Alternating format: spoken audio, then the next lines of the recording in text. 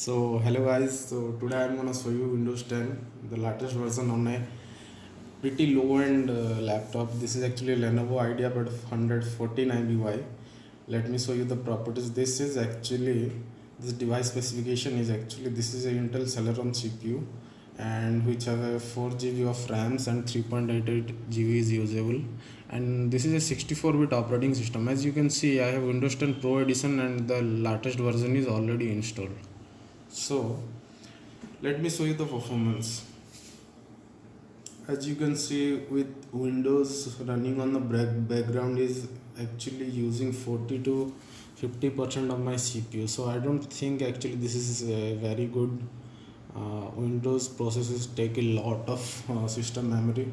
And about the CPU uses like on average like 30 to 40%, and the memory is like 3.9 GB usable, and out of which 2 GB used by the OS.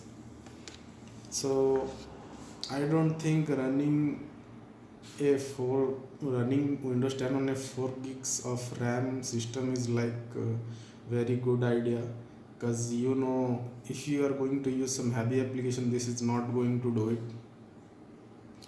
Let's check out some applications like Word, Excel and PowerPoint.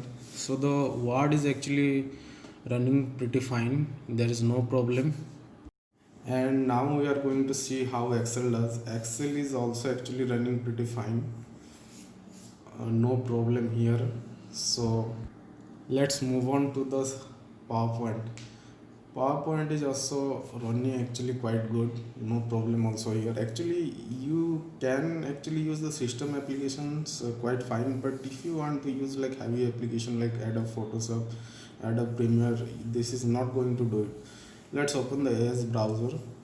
So this is actually okay, quite okay, running and closing. No, actually you can go for 3 to 4 tabs on a Edge browser and it will be fine. Rather than that, and it will slow down a lot. You are going to see a lot of lag. So in the end, if you ask me, this is not going to do it if you are using a pretty low end laptop and using Windows 10.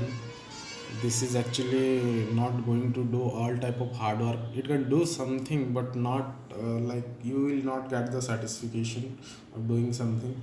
And this laptop only has like 64 MB of video memory, that is also not good. So try using other OS, like if you have a low end system, try using like Linux. Linux has a lot of distribution, you can try that.